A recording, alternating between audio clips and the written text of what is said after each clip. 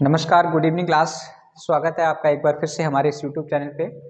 देखिए, आज हमारा जो टॉपिक होगा figures of speech. Figures of speech जिसे हिंदी में अलंकार कहते हैं। अलंकार आप हिंदी में पढ़ चुके थे। अलंकार का हिंदी अर्थ होता है, यानी कि इसकी परिभाषा होती है, काव्य की शोभा बढ़ाने वाले शब्दों को हम अलंकार कहते हैं। काव्य की शोभा बढ़ाने वाले शब्दों को अलंकार कहते हैं। ठीक उसी प्रकार से इंग्लिश में होता है सेंटेंस को मॉडिफाई करने के लिए। सेंटेंस को जो वर्ड्स मॉडिफाई करेंगे उसे हम फिगर्स ऑफ स्पीच कहते हैं। आइए एग्जांपल हम कुछ समझते हैं, सेंटेंस को मॉडिफाई कैसे किया जाएगा। जैसे हमने लिखा है यहाँ पे, Seema is beautiful. Seema is beautiful, हमने यहाँ पे एग्जांपल लिखा सीमा इज ब्यूटीफुल। अब हम यहाँ पे फिगर्स ऑफ स्पीच का प्रयोग करेंगे। सीमा सुंदर है, लेकिन हम इस सेंटेंस को मॉडिफाई करेंगे। मॉडिफाई यानी कि इस सेंटेंस की शोभा बढ़ाने के लिए सेंटेंस को मॉडिफाई करेगा तो वो आपका फिगर्स ऑफ स्पीच कहलाएगा। जैसे हमने यहाँ पे लिखते हैं, Seema is beautiful, beautiful like a flower. अब देखिए, सेंटेंस हमारा यहाँ पे मॉडिफाई हो चुका है।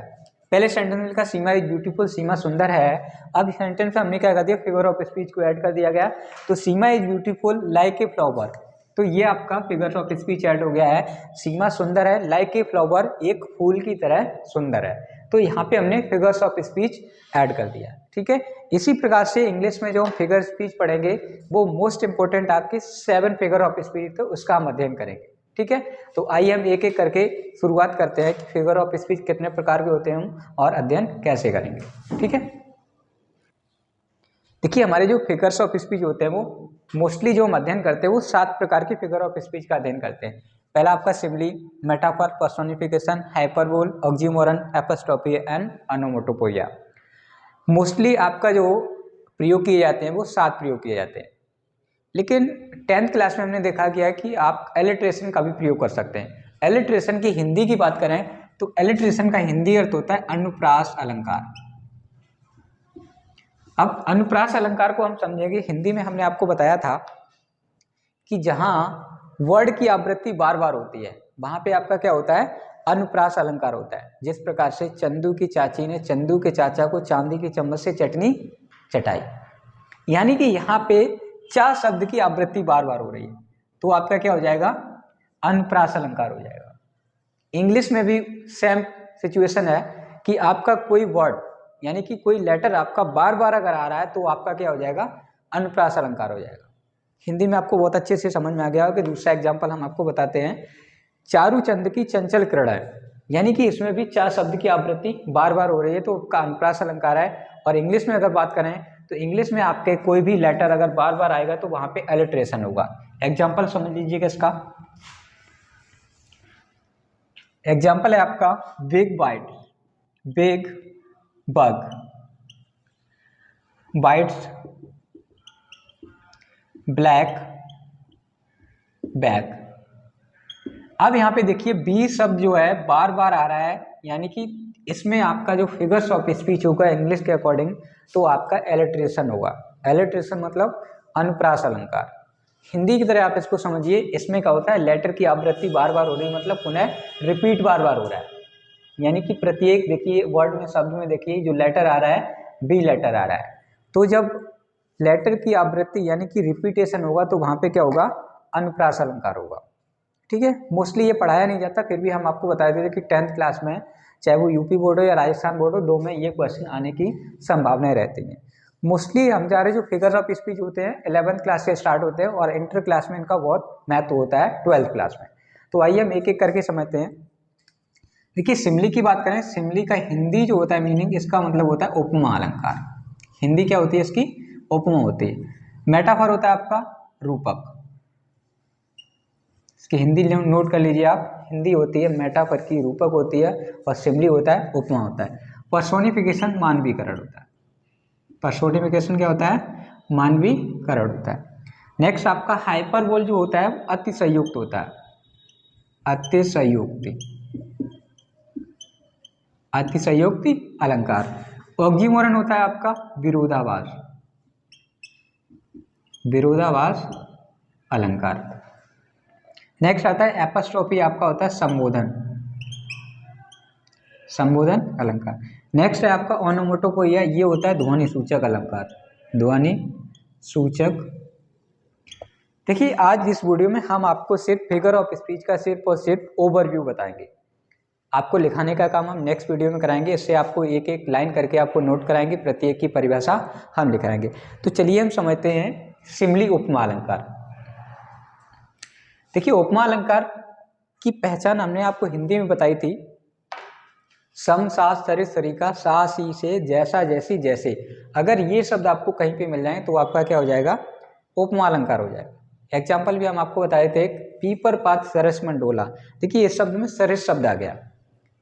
तो जिस प्रकार से ये शब्द आपको ट्रिक के माध्यम से याद कर लेना है, सम सा सरित सरिका सा सी से जैसा जैसी जैसे, ये शब्द अगर आप याद कर लेंगे तो आप आराम से उपमा अलंकार पहचान सकते हैं। उसी प्रकार से इंग्लिश में आपको क्या करना पड़ेगा, इंग्लिश में आपको याद करना पड़ेगा लाइक, एज, सो। ये शब्द अगर आपको मिल जाएंगे तो समझ जाइएगा कि वो आपका सिमली फिगर ऑफ स्पीच है। एग्जाम्पल समझ लेते हैं। देखिए सिमली की पहचान करने के लिए आपको ये शब्द याद करने पड़ेंगे, इनको आपको लर्न करने ला याद करने, लाइक, एज, सो शब्द और मिल जाए तो आपका क्या हो जाएगा, सिमली फिगर ऑफ स्पीच हो जाएगा। जैसे हम एग्जाम्पल लिखते हैं, life is like a dream. Life is like a dream, जीवन एक सपने की तरह है। जीवन किसकी तरह है, एक सपने की तरह है। ठीक है, तो यहाँ पे क्या किया गया है, सेंटेंस को मॉडिफाई कर दिया, यानी कि सेंटेंस को मॉडिफाई किया गया, life is like a dream, जीवन किसकी तरह है, एक सपने की तरह है, यानी कि फिगर ऑफ स्पीच हो गया यहाँ पे। तो आपका सिमली यहाँ पे आपको लाइक लगा मिल जाए, लाइक एज सो शब्द मिल जाए तो आपका क्या हो जाएगा, सिमली हो जाएगा। लाइक एज सो जहाँ पे भी आपको मिले तो समझना, आप आंख बंद करके सिमली फिगर ऑफ स्पीच लगा देना, आपका गलत नहीं होगा।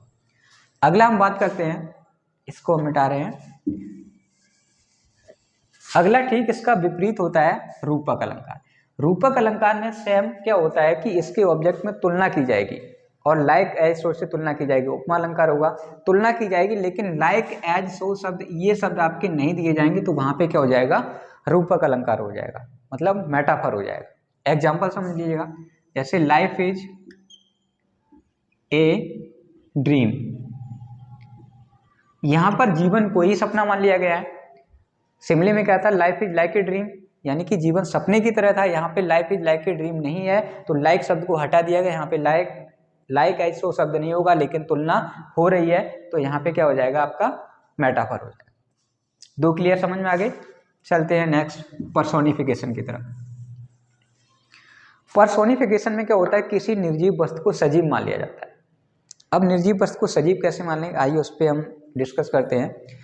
निर्जीव वस्तु को हम सजीव मानेंगे, जैसे एग्जांपल लेते हैं, love is blind. Love is blind, यानी इसका हिंदी जो है, आप इसको सही से नोट कर लें। आज सिर्फ इसका ओवरव्यू समझा रहे हैं। ये है आपका लव इज ब्लाइंड, यानी कि प्यार अंधा होता है। अब यहाँ पे लव जो है वो नॉन लिविंग है, नॉन लिविंग को हम लिविंग मान लेते हैं, वहाँ पे पर्सोनिफिकेशन होगा। जिस प्रकार से कि अंधा होना, क्योंकि अंधा व्यक्ति वही होगा जिसमें जीवन होगा। अब भाई नॉन लिविंग को हम लिविंग मान लेते हैं, यानी यहाँ पे प्यार अंधा होता है। जिस प्रकार से माता पिता का प्रेम अपने बच्चों के लिए अंधा होता है, अगर वो गलती कर दें तो भी माता पिता उसकी तरफ ध्यान नहीं देंगे। ठीक है, तो लव इज ब्लाइंड परफेक्ट इसका आंसर है। दूसरा इसका एग्जाम्पल देते हैं, anxiety is sitting on her face. यहां तक दिख रहा है रतन? ठीक है, anxiety is sitting on her face. अब यहाँ पे एंजाइटी मतलब चिंता है। एंजाइटी मतलब क्या होता है, चिंता होता है। Anxiety is sitting on her face, यानी कोई बैठने का काम कौन करेगा, लिविंग पर्सन करेगा। लेकिन यहाँ पे ये शब्द कैसे हैं, नॉन लिविंग। नॉन लिविंग मतलब इनमें निर्जीव है, यानी कि निर्जीव वस्तु को जब सजीव मान लिया जाता है तो वहाँ पे पर्सोनिफिकेशन फिगर ऑफ स्पीच होता है। यानी कि चिंता बैठने का काम सर चेहरे पे नहीं कर सकती, यानी कि किसी के चेहरे पर चिंता बैठी हुई है, इसका मतलब जो बैठने का कार्य करेगा वो लिविंग पर्सन करेगा, जिसमें जीवन होगा। समझ में आ रहा है? ठीक है, जिसमें जीवन होगा। तो यानी कि जब नॉन लिविंग को हम लिविंग मान लेते हैं, वहां पे हमारा क्या हो जाएगा? पर्सोनिफिकेशन फिगर ऑफ स्पीच हो जाएगा। जैसे हम दूसरा एग्जांपल ये भी कह दें, अपॉर्चुनिटी नॉक्स द डोर, यानी कि अफसर दरवाजा खटखटाता है, लेकिन दरवाजा खटखटाने का काम वही कर पाएगा जिसमें जीवन होगा। यानी कि यहाँ पे अपॉर्चुनिटी को क्या है, नॉन लिविंग को लिविंग मान लिया है। जब ऐसी कंडीशन आएगी तो आपका पर्सोनिफिकेशन अलंकार होगा। ठीक है, अगला हम समझते हैं हाइपरबोल। हाइपरबोल क्या होता है? हाइपरबोल का मतलब वो अतिशयोक्त होता है, बात को बड़ा चढ़ा करके कह देना, बात को बड़ा चढ़ा करके कह देना। जैसे मैं आपसे कहूं कि सी वेप्ट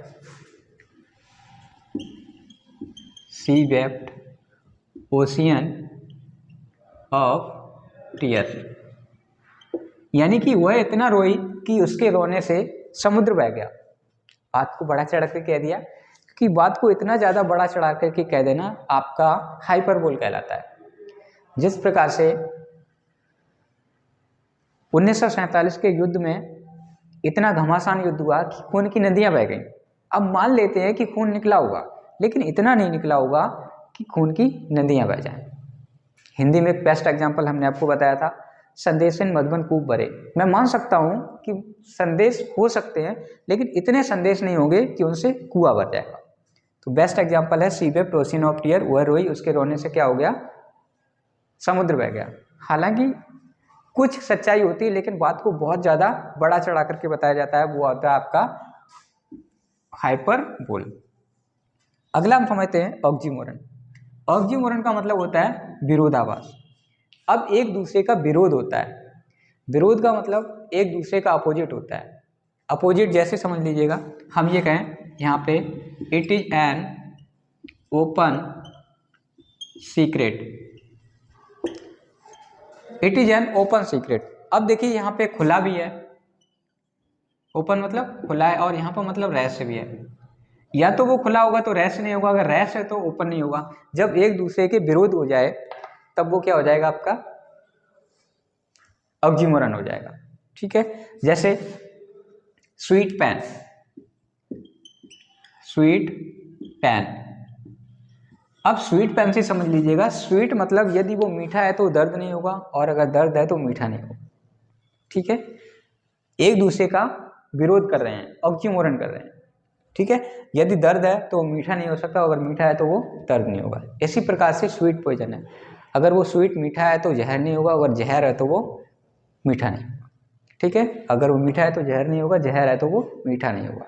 तो एक दूसरे का जब विरोध की भावना आती है तो वहां पे हो जाता है आपका ऑक्सीमोरन।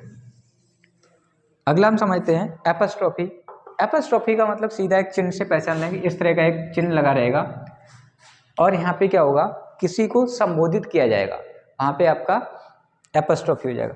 ध्वनि सूचक, ध्वनि सूचक का मतलब जहाँ पे साउंड की बात आ जाए, जैसे बीज आर बजिंग,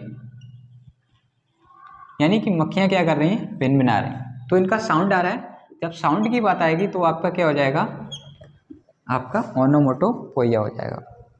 तो ये रहा प्रत्येक फिगर्स ऑफ स्पीच का ओवरव्यू। ठीक है, उम्मीद करते हैं आपको ये ओवरव्यू समझ में आया होगा। ठीक है, नेक्स्ट वीडियो में हम आपको प्रॉपर तरीके से समझाएंगे किसकी परिभाषा क्या होती है। आई थिंक एक बार फिर से रिवाइज कर लीजिएगा। सिमली में क्या होता है? लाइक एज सो शब्द लगा रहेगा तो आपका सिमली फिगर ऑफ स्पीच हो जाएगा। लाइक एज सो नहीं लगा रहेगा तो आपका क्या हो जाएगा? मेटाफर हो जाएगा। लेकिन यहाँ पे क्या होती है? तुलना की जाएगी, लेकिन लाइक एज सो से नहीं वाक्य को जोड़ा जाएगा। पर्सोनिफिकेशन में क्या होता है? नॉन लिविंग को आप लिविंग मान लेते हैं, जिसमें जीवन नहीं होता उसको आप जीवन, उसमें आप जीवन मान लेते हैं। जैसे एक्सपीरियंस द बेस्ट टीचर।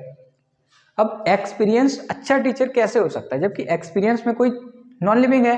ठीक है, अगला आ जाइए हाइपरबोल, मतलब बात को बड़ा चढ़ा कर कहना। जैसे मेरे पास 2 पेन है और मैं ये आपसे कहूँ मेरे पास हजारों पेन है, मतलब पेन है लेकिन इतना नहीं है कि हजारों हो जाए, तो बात को बड़ा चढ़ा कर कह देना क्या हो जाएगा? आपका हाइपरबोल है। ऑक्सीमोरन, ऑक्सीमोरन का मतलब होता है विरोधाभास। जब हम एक दूसरे का विरोध करते हैं तो वो क्या हो जाता है? ऑक्सीमोरन हो जाता है। जैसे बिटर स्वीट, बिटर स्वीट यानी कि कड़वा भी है और वो मीठा भी है, ऐसा पॉसिबल नहीं है। एक दूसरे का क्या हो रहा है, अगर वो कड़वा है तो वो मीठा नहीं होगा, और मीठा है तो वो कड़वा नहीं होगा। वो होता है आपका ऑक्सीमोरन। एपस्ट्रॉफी में तो आप निशान लगा के यहाँ पे आपको क्या, किसी को संबोधित किया जाता है ओवर से। ओनोमोटोपोइया में क्या होता है कि आपका ध्वनि आती है, जैसे पानी के कल कल की आवाज़, सांप के फुसकारने की आवाज़। तो जब ऐसी कंडीशन आएगी तो आपका क्या हो जाएगा, ओनोमोटोपोइया हो जाएगा। और एलिट्रेशन का मतलब होता है अनुप्रास अलंकार। हमने आपको पहले ही बताया था, जहाँ पे वर्ड की आवृत्ति हो, अक्षर की आवृत्ति हो। एग्जाम्पल आपका बेस्ट आपके सामने है, चंदू की चाची ने चंदू के चाचा को चांदी की चम्मच से चटनी चटाई। चा की आवृत्ति बार बार हो रही तो अलिट्रेशन होगा। यहाँ पे अलिट्रेशन होगा तो बी और बी, ये सब बी बार बार आ रहे हैं तो वहाँ पे क्या हो जाएगा आपका अलिट्रेशन, फिगर्स ऑफ स्पीच हो जाएगा। ठीक है, अगले वाली वीडियो में हम आपको बताते हैं कि इनकी परिभाषा कैसे। वैसे 10th क्लास तक यही आएगा कि ऑप्शन दिए रहेंगे, इनमें से कौन सा फिगर ऑफ स्पीच है। इतना ओवरव्यू देखने के बाद आप आराम से आप ऑप्शन पे क्लिक कर सकते हैं कि ये ऑप्शन बिल्कुल सही है। ठीक है, तो अगली वाली वीडियो में हम आपसे मिलते हैं एक फिगर ऑफ स्पीच डेफिनेशन के साथ।